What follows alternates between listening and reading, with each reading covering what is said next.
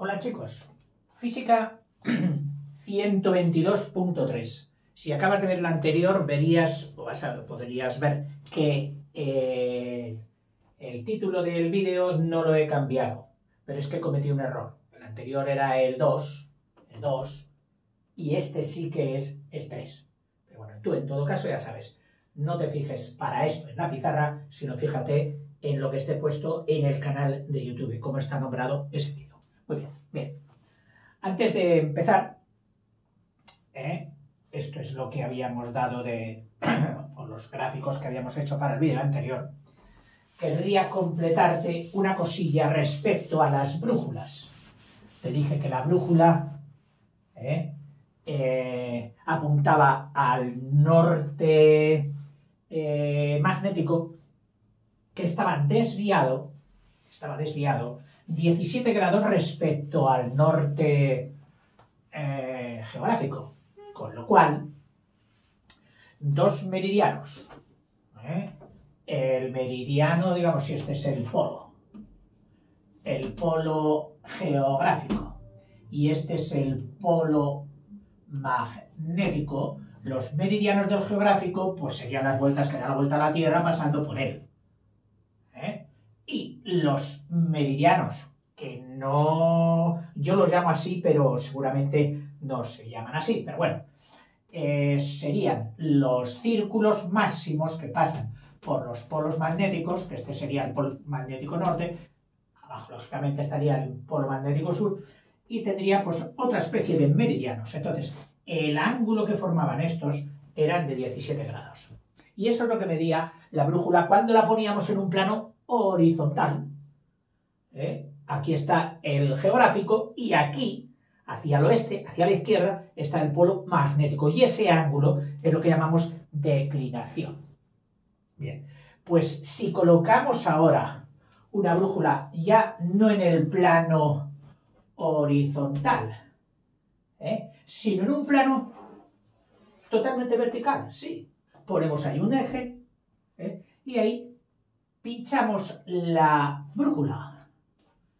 Es decir, como si fuera la esfera de un reloj, y en vez de ponerle las manillas al reloj, ahí con un eje hemos metido la brújula con un taladrín, con un taladro para que se encaje en el eje y ella pueda girar. Bueno, pues nos mide un ángulo determinado dependiendo de la zona de la Tierra donde esté. A lo mejor estamos en el hemisferio sur y a ella le da, no lo sé, pero lo que es evidente es que no tendría la misma inclinación, es decir, el mismo grado de desviación poniéndola en el hemisferio norte, en el hemisferio sur, que en el hemisferio norte. Bueno, pues a esto lo llaman inclinación. A este desvío en el plano horizontal lo llaman declinación, que estaba expresado por este ángulo. Y al que experimenta en un plano vertical respecto de unos lugares con otros de la Tierra, esa variación es lo que llaman la inclinación. Bueno, hasta aquí este pequeño epígrafe completando el vídeo anterior. Y pasamos a lo que estábamos nosotros viendo, ese tema tan apasionante de cómo la electricidad es capaz de hacer un imán y un imán es capaz de hacer una electricidad.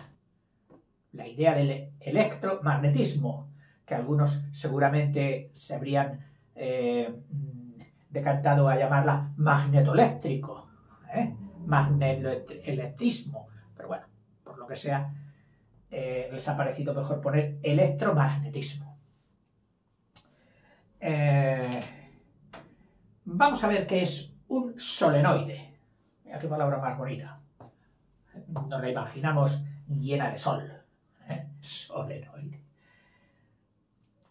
Se trata de una espiral. Sí, como la espiral de alambre que sujeta las hojas de tu de tu cuaderno, ¿eh? Pero un poquito más grandes. La espiral, ¿eh?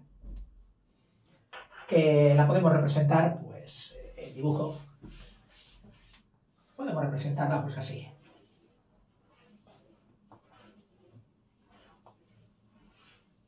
Bueno, hasta aquí. Tenemos un extremo con otro extremo. Estos extremos los prolongamos, ¿eh? Para llevarles a una fuente de alimentación, una pila, ¿eh? A fin de poder hacer que pasen las cargas, que se muevan por su interior. Porque lo que es evidente es que cuando las cargas están paradas, no hay campo magnético posible, ¿eh? Ni campo eléctrico ni magnético, no hay campo. O sea, aquí toda la cuestión radica en que se mueva algo por el interior. Nosotros podríamos decir los electrones, las cargas eléctricas, etc. Acuérdate de aquel concepto que cuantificaban las cargas con la unidad del culombio. Carga, unidad, culombio. Bueno, pues dice, un solenoide es un conjunto de espiras unidas en forma helicoidal. Las espiras normalmente estarían todas en el mismo plano, en el mismo plano, con un principio y un final, evidentemente, pero si está en un solo plano, es decir, que la pones en un papel, ¡plum!, y asienta perfectamente, eso sería una definición de espira. Pero si tú coges muchas espiras juntas, 1, 2, 3, y las alargas haciendo un muelle, haciendo el efecto de un muelle, entonces ya producen lo que se llama una espiral. Una espiral, es decir, la espiral pues concibe los dos movimientos, el movimiento circulatorio y el movimiento de avance, de traslación. Famosa la espiral de los ácidos nucleicos y ribonucleicos de nuestro genoma, etc. Bueno, dice un solenoide es un conjunto de espiras unidas en forma hélico, de hélice, helicoidal.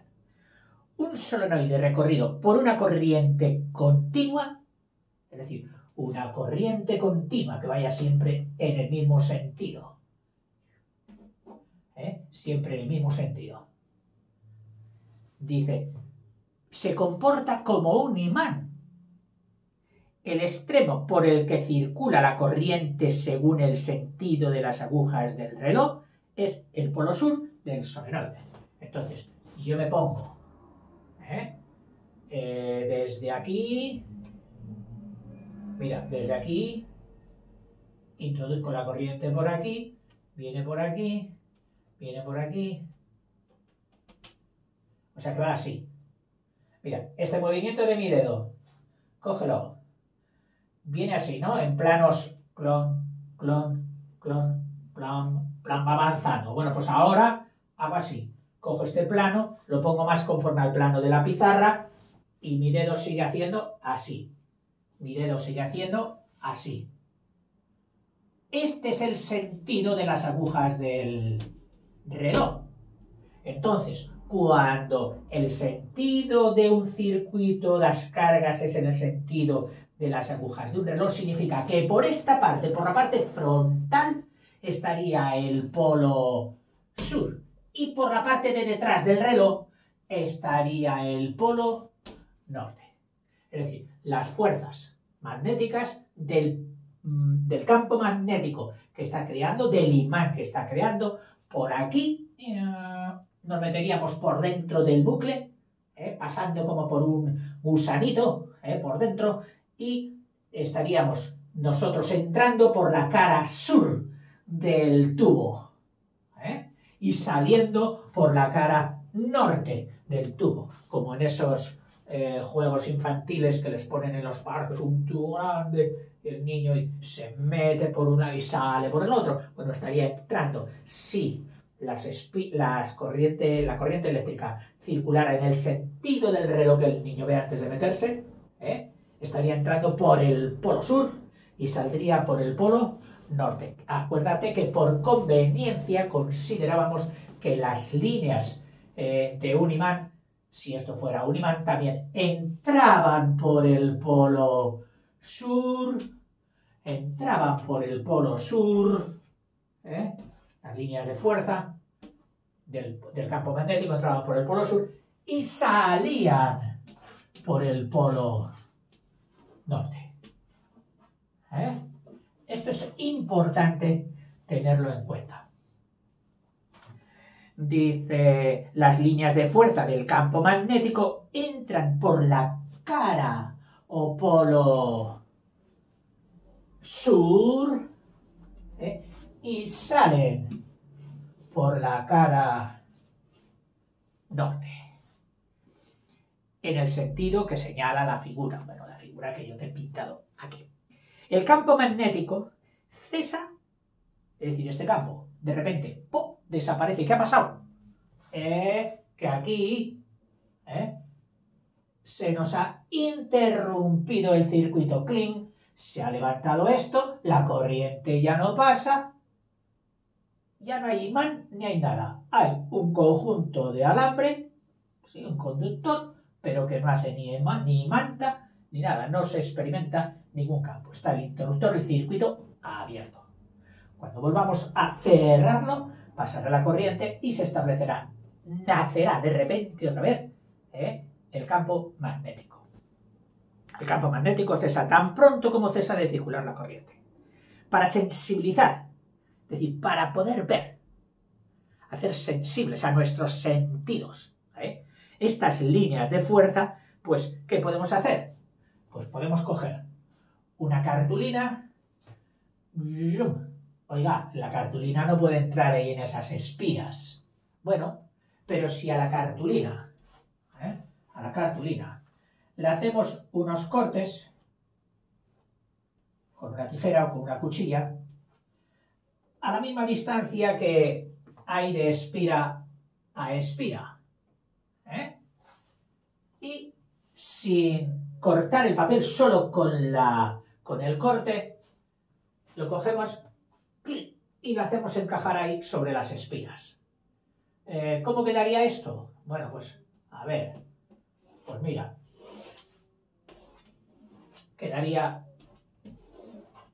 una cosa así, y, lógicamente, la parte inferior de la espira ya no se vería. Entonces, esta espira se vería hasta aquí. Desde aquí hasta aquí quedaría debajo del papel. Lo mismo a esta. Lo mismo a esta.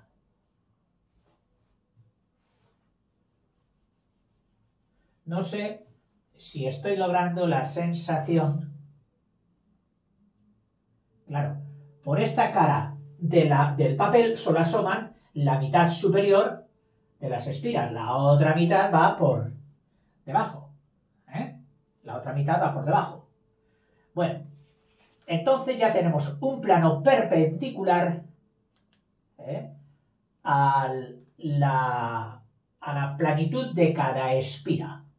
Si en ese plano, o sea, sobre el papel, puesto así, mira, a ver si con mis manos y con mi esto te lo expreso mejor. La espira habría venido así, avanzando hacia mí, ¿no? Y el papel, yo, lo habría metido, aprovechando los cortes que había hecho en cada espira, de forma que ahora solo veo la mitad de un túnel. Primera espira, clon, papel. Segunda espira, asoma y vuelve a meterse. La siguiente, asoma y vuelve a meterse. La siguiente, asoma y vuelve a meterse. Asoma y vuelve a meterse. Vamos, como en los túneles que hacen para los metros y para las comunicaciones. Solo ves, sí, una bóveda en el túnel, pero no ves la parte inferior, que a lo mejor la tiene. Hay líneas de perforaciones que se hacen así, totalmente cilíndricas, con una máquina gigante que va haciendo un tubo hueco en el suelo, y luego dicen, oye, pues vamos a hacer una plataforma en medio de ese gran cilindro y cogemos de la mitad para arriba para, por ejemplo, el flujo de venida, el flujo en un sentido del tráfico, y por debajo le hacemos otra plataforma, con dos plataformas a distinta distancia que permitan el tráfico y que circulen en el sentido contrario. Y habría un tren, por ejemplo, funcionando por la mitad superior del círculo y otra mitad de los trenes que vuelven funcionando en sentido contrario. Bueno, espero que te hayas hecho cuenta, ¿no? Bien. Que viene a ser el mismo efecto que si tú pusieras sobre un suelo, pusieras arcos, arcos, arcos, pero sabiendo que esos arcos siguen por debajo, dan la vuelta, vuelven a asomar y hacen el siguiente arco, y hacen el siguiente arco. Bueno, pues este efecto, sobre ese suelo echaríamos limaduras, ¿y qué pasaría con esas limaduras? Nos harían se colocarían de forma siguiente. Se colocarían mientras pasan por debajo del arco, que van gateando, van todas juntitas. Todas juntitas. Líneas de limaduras. De las limaduras, del polvo de limaduras que hemos echado, Pero en cuanto salen del último arco, y el papel continúa, entonces estas líneas plum, plum, plum, se van bifurcando. Se van bifurcando al salir del arco. Lo mismo por allí. Antes de entrar, por así decirlo, estas limaduras que han caído en esta parte del papel, ¿cómo se orientan, cómo se organizan? Pues así. Perdón.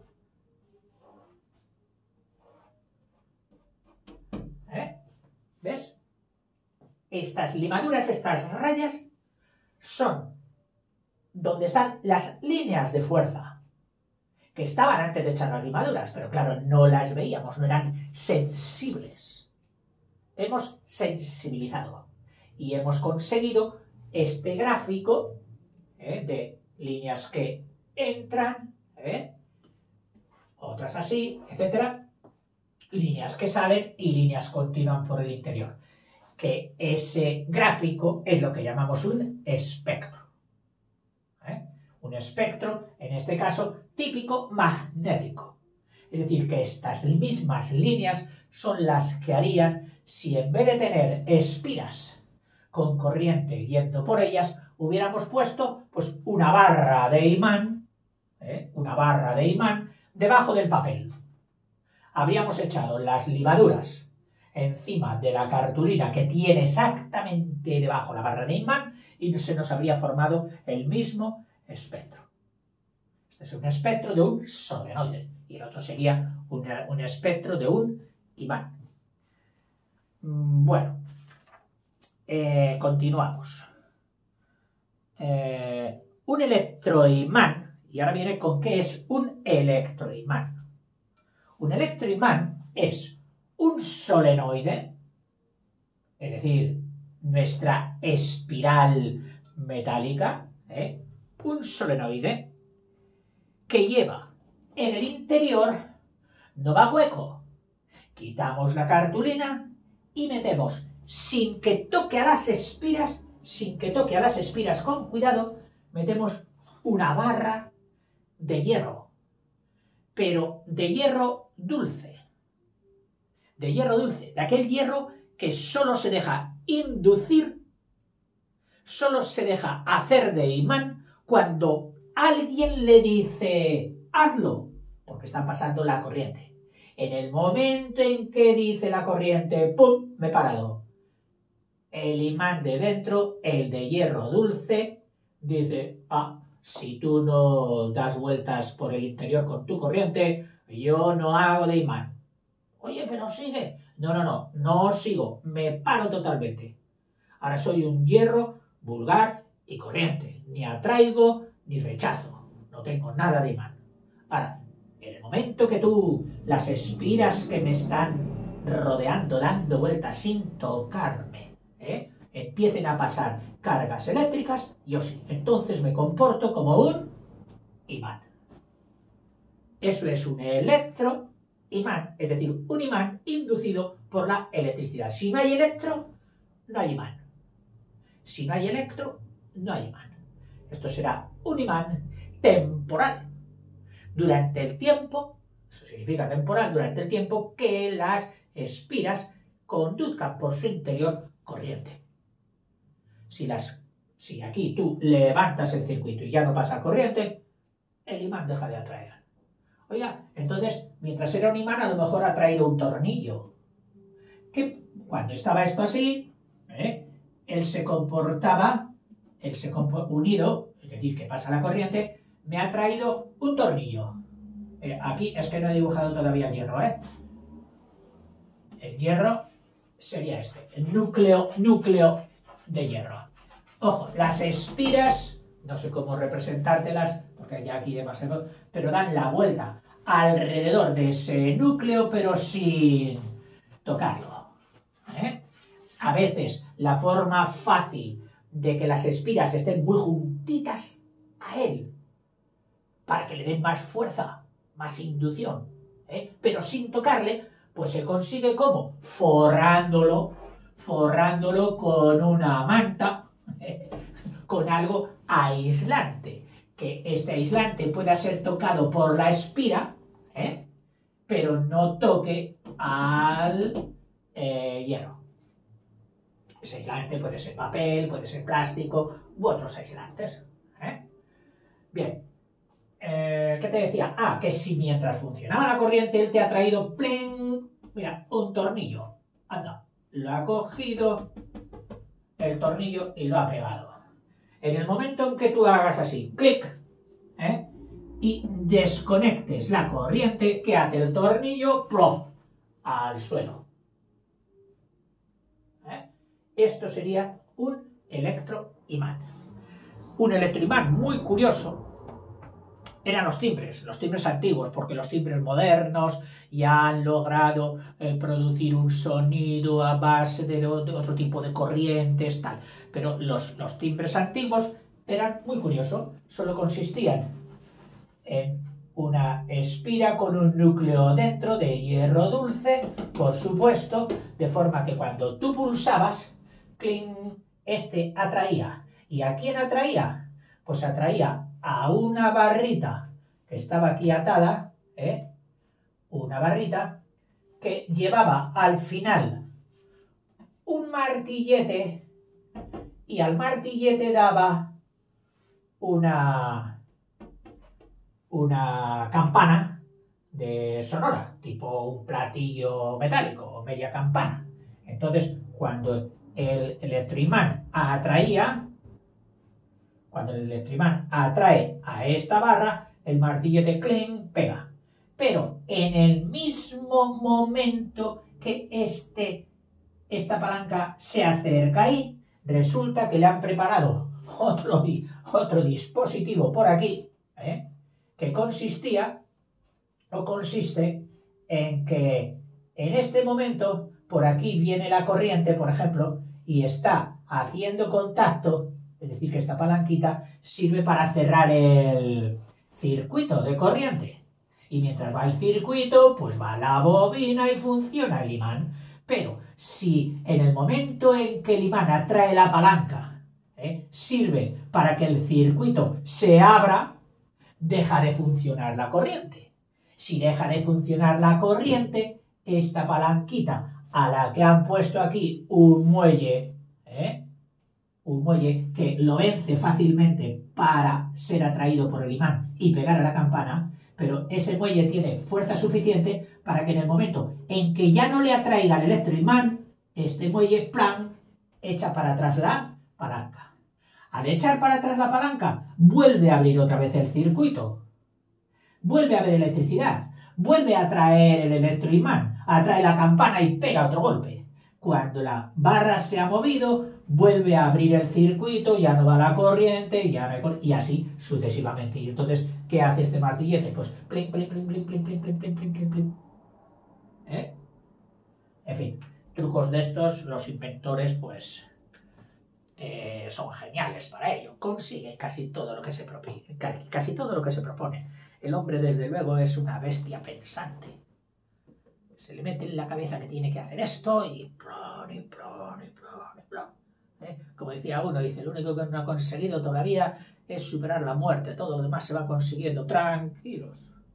Que yo creo que incluso con la muerte nosotros no lo veremos, pero como se siga alargando la longevidad, es decir, la edad madura, como se siga investigando sobre el deterioro y las causas del deterioro de las células y se las corrija o esto o lo otro. Y yo no pondría la mano en el fuego a un siglo vistas que el hombre prácticamente haya llegado a ser inmortal. Yo tengo mucha fe en el hombre. Y además, eso no es ir contra los designios de ninguna mente divina ni humana. Eso es el desarrollo. Y ese Dios, si lo hay, es lo que nos ha puesto en el cuerpo, en nuestra mente, en nuestro instinto de superar las cosas, de descubrir las cosas, de indagar en la naturaleza y descubrir sus secretos. Es la mayor distracción que tenemos mientras vivimos. Descubrir los secretos que nos ha dejado ahí la naturaleza. Esos vídeos naturales producidos por la naturaleza que nos tienen abogados continuamente. Ahí va, ahí va, ahí va. Y descubrir, y descubrir. Es lo más bonito que hay en la vida. Bueno, ¿y de qué te estaba hablando yo? Vale. Pues dice, un electroimán es un solenoide, por lo tanto, que lleva un núcleo de hierro dulce en el centro.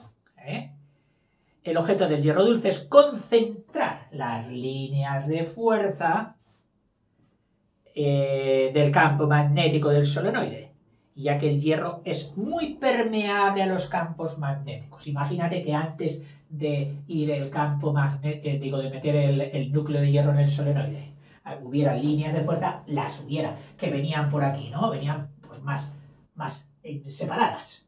Más separadas. Bueno, pues en cuanto tú metes el hierro hace como de autopista. Y les dice a las líneas de fuerza, ¿por qué vais por ahí, por monte, pinchándoos, y por aquí lo mismo entre zarzas? Venid por aquí, que yo, hierro, soy como una autopista para las líneas de fuerza. Y entonces todas ellas se concentran en el núcleo del hierro. El hierro dulce no se imanta permanentemente. Ya te he dicho que en cuanto deja de funcionar la corriente, nada. Por lo cual, una vez interrumpida la corriente, pues pierde casi totalmente.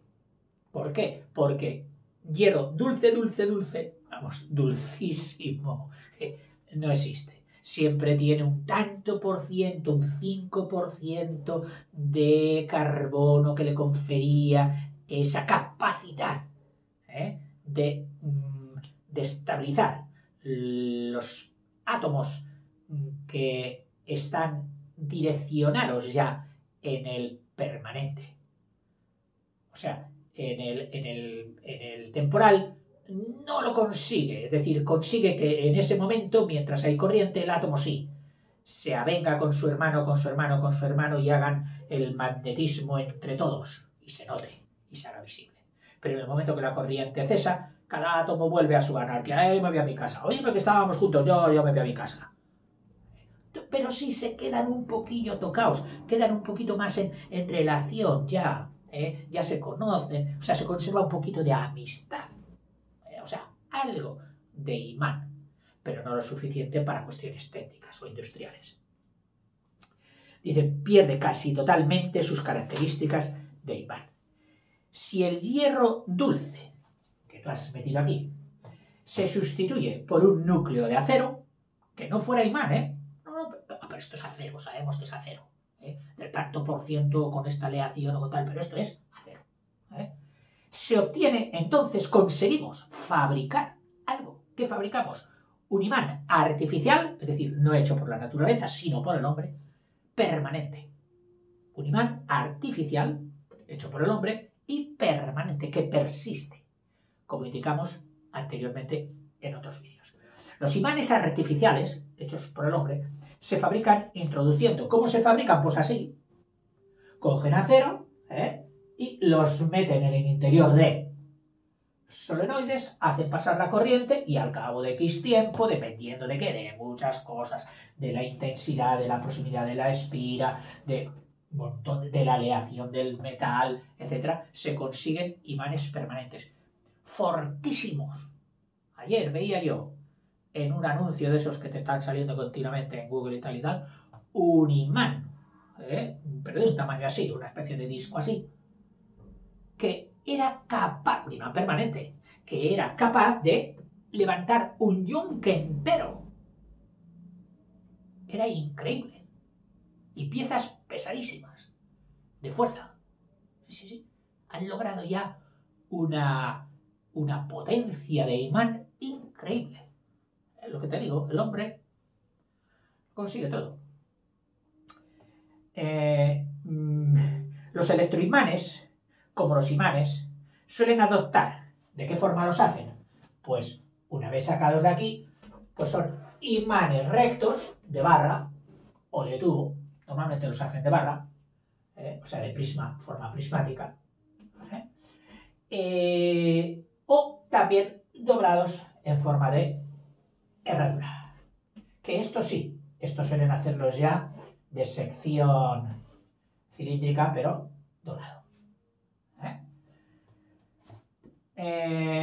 Existen electroimanes muy potentes, instalados en grúas, que levantan varios cientos de kilos de chatarra en las fundiciones de hierro. Los imanes pueden servir para multitud de cosas. Me estoy riendo porque si te cuento lo que me ha venido a la cabeza, a lo mejor te vas a reír tú. Y yo, como cualquier hijo de vecino, tiendo la ropa. A veces tu tendedero, si vives en una planta superior, pues ¿qué ocurre? Que al más pintado se le cae una pinza y al menos pintado se le caen bastantes pinzas abajo. Y tú, cachis la mar, cuando miras ya, pasado un mes, 2 meses, te encuentras y las ves ahí abajo, las pinzas, hasta una docena de pinzas, y ves la bolsita donde las guardas y dices, ella va disminuyendo y cada vez en el bajo. ¿Cómo las recupero? Ah, bueno, pues ni corto ni perezoso, con un cordel largo, lo desenrollas y en la punta pones pues un alambre atada. Un alambre, es decir, 2 vueltas de alambre, un alambre.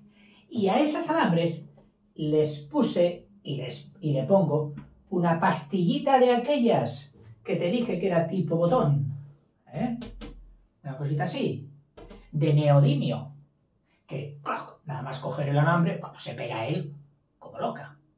Y entonces yo voy descolgando como quien pesca, igual, como quien suelta hilo para pescar, a veces pasando incluso por entre la ropa del vecino del medio, pero con cuidado. Y cuando llego abajo, oscilando, y cuando mi imán, mi neodimio, pasa por encima de una pinza, que a lo mejor en tu país se llama de otra manera, que suelen tener aquí, el muelle de la pinza, que es metálico. Entonces, cuando pasa por encima de la pinza, yo dejo caer un poquito el imán de neodimio, cazada. Y una vez cazada, para arriba, una. Otra, para arriba, otra. Claro, esto solo se hace pues, cuando hay muchas abajo ya. No vas a estar distrayéndote a pescar pinzas. Bueno. ¿Y quién dice para esto? Pues para muchas cosas. Eso ya es tu inventiva, tu imaginación, la que puede funcionar. A mí me ha hecho gracia pues, por eso. En fin. Por cierto que si tienes curiosidad por saber la composición, la aleación de los imanes permanentes, como siempre, solo tienes que ir a buscar a Google, que es lo que yo he hecho. Y me he encontrado con una cosa muy curiosa, con este nombre, ánico. Ánico. Un metal ánico. Verás tú de dónde viene esto. Perdón, ánico no, álnico. Álnico. Un metal álnico. Y lo han puesto desde uno. Mira, si parte de las sílabas tienes al, nico, aluminio, níquel, cobalto. Y una aleación en distintos porcentajes, por tanto por ciento de aluminio, tanto de níquel, tanto de cromo, de cobalto, que no es cromo, el cromo sería Cr, cobalto, pues es muy buena aleación para imanes permanentes. Otras, la cunico, níquel, cobalto. ¿Y quién es este el Q? El cuprum, el cobre, en latín cuprum. Por lo mismo, de cobre, de níquel y de cobalto. Y alguno dice, oiga, ¿y el hierro? Pues no, aquí no hay hierro. En otros sí que hay hierro. Por ejemplo, en el fernico, que a lo mejor le dicen férnico, pero yo no he visto el acento. De ferro. Níquel y cobalto, hierro, níquel y cobalto. Otro, el cunife.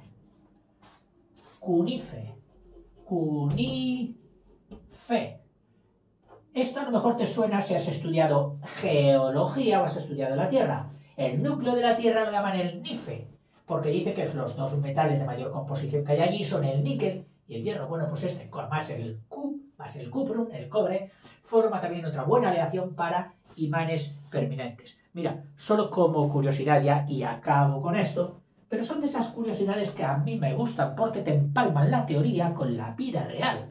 Cuando vayas a una ferretería y compres un imán, cuando veas un imán en un armarito de tu casa, tú dices, oye, ¿y esto de qué estará hecho? ¿Será hierro? No sé. Bueno, pues que sepas que puede que no sea hierro.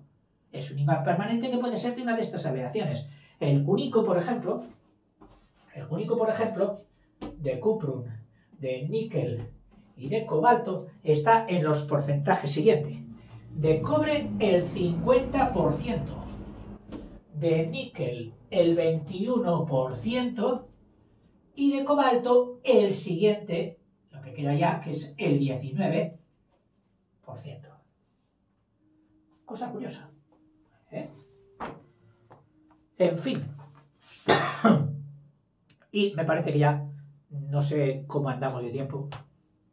El desastre.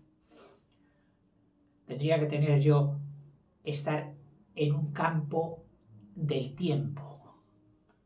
Un campo temporal. Lo mismo que hay campo magnético, hay campo eléctrico, campo de las intensidades atómicas, la débil, el campo gravitacional, y yo tendría que estar metido en un campo temporal para que la sucesión del tiempo llegase un momento en que en mi cerebro y en mi cuerpo me quedase bloqueado y me dijera ¡ping!